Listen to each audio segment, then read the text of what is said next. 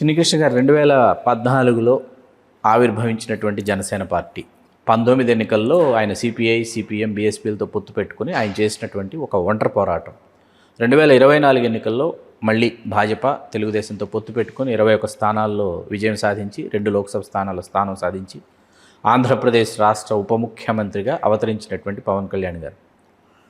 పవన్ కళ్యాణ్ గారి సామాజిక వర్గంతో పాటు పీడిత, తాడిత, బడుగు, బలహీన వర్గాలు, శ్రామిక, కార్మిక, కర్షక కులాలు ఏవైతే ఉన్నాయో వాళ్ళందరూ కూడా పవన్ కళ్యాణ్ గారు ఒకసారి ముఖ్యమంత్రి అయితే ఆ తరువాత వరుస క్రమంలో మా సామాజిక వర్గాలకి ఎక్కడైనా ఎప్పుడైనా అవకాశం వస్తుందేమోనని వాళ్ళు ఆశగా చూసేటటువంటి ఒక చారిత్రక సందర్భం ఇవాళ తెలుగునాట ఏర్పడింది. అంటే మూడో ప్రత్యామ్నాయ శక్తికి అవకాశం ఉంది.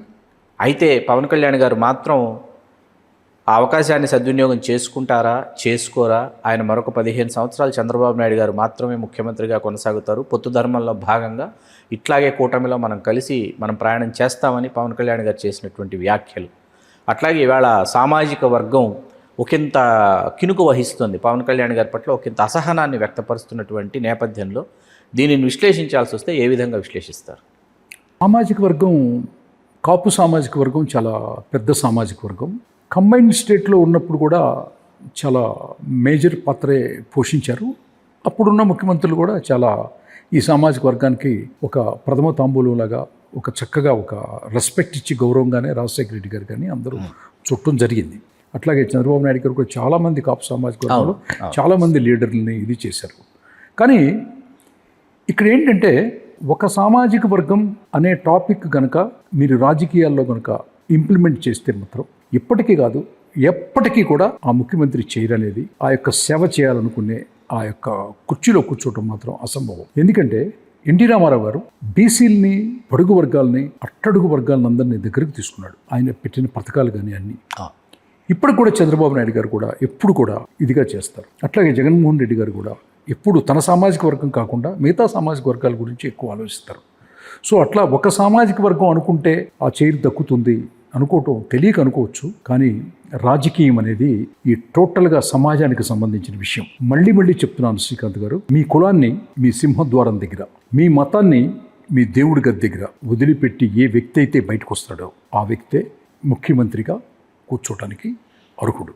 కులం అనేది మీ సింహద్వారం లోపలే ఉండాలి. మీ మతము, మీ రిలీజియను, మీ యొక్క దైవము, మీ భక్తి అన్నీ కూడా మీ పూజ రూమ్లో, హిందూ అయితే, క్రిస్టియన్ అయితే ప్రేయర్ రూమ్, ముస్లిం అయితే నమాజ్ రూమ్ ఉంటుంది. వాళ్ళకుంటూ ఒక సపరేట్ ప్లేస్ ఉంటుంది ఇంట్లో.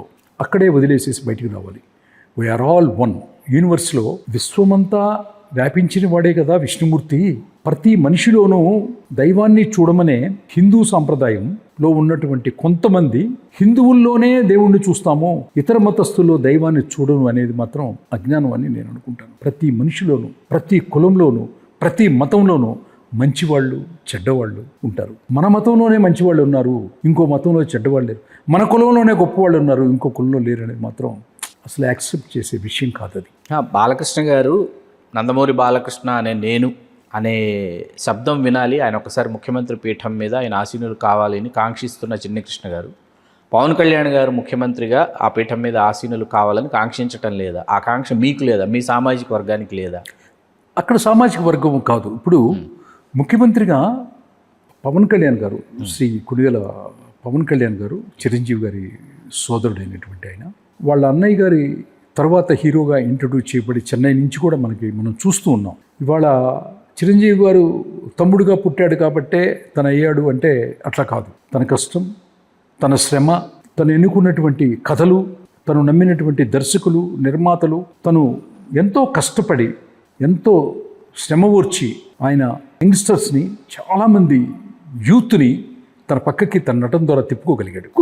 తనకంటూ ఒక సపరేట్ బిజినెస్, తనకంటూ ఒక ఐడెంటిటీ, తనకంటూ ఒక ఇది ఏర్పరచుకోగలిగాడు పవన్ కళ్యాణ్ గారు. సో అట్లాంటి పవన్ కళ్యాణ్ గారిని ప్రతిసారి ఏమవుతుందంటే ఇప్పుడు చాలామంది చాలా రకాలుగా విమర్శిస్తుంటారు. కానీ ఆయన నాకు అప్పుడే కాదు, ఇంకొక 15 సంవత్సరాలు సమయం కావాలి అన్నది ఆయన ఆలోచన. కులము లేకపోతే ఫాలోవర్స్ ఏంటంటే 15 సంవత్సరాలు ఎందుకండి, మీరు త్వరగా అవ్వాలి కదా అనేది ఒత్తిడి అనే ఒత్తిడి.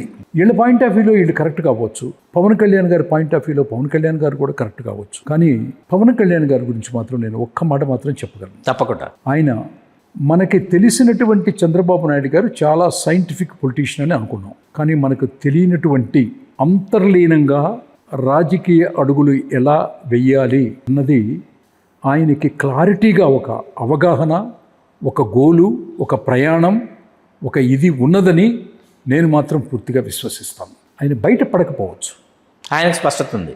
ఆయనకి మాత్రం అంతర్లీనంగా స్పష్టత ఉంది. ఆయన హృదయాన్ని నేను కనుక స్టడీ చేశానని నేను అనుకుంటున్నాను. ఆయనకి మాత్రం చాలా క్లారిటీ ఉంది. కొన్ని బయటికి చెప్పొచ్చు, కొన్ని బయటికి చెప్పకూడదు.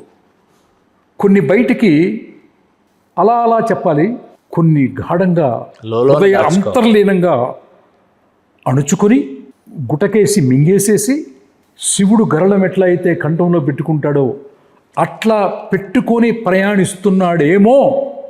ఆయన ఏమీ ఎవరికి ఇది కాదు. ఒక నాకు తెలిసి చాలా సున్నితమైనటువంటి మనస్తత్వం కలిగినటువంటి ఒక మంచి నటుడు. రాజకీయంగా ఇంకా ఎంతో ఎదుగుతాడు. ఎప్పటికైనా సరే కొణిదెల పవన్ కళ్యాణ్ నేను అనేది మాత్రం మీరు వింటారు, నేను వింటాను. That's all. హలో, తెలుగు రాజ్యం ఛానల్ చూస్తున్నారా? సామాజిక, రాజకీయ, జీవన చిత్రణే తెలుగు రాజ్యం. అతిశయోక్తులు, అసత్యాలు ఉండవు. రాజకీయ కోణం కాదు, ప్రజా కోణమే కొలబద్ద. తెలుగు రాజ్యం వీక్షణ నీ ఉత్తమ అభిరుచికి నిదర్శనం.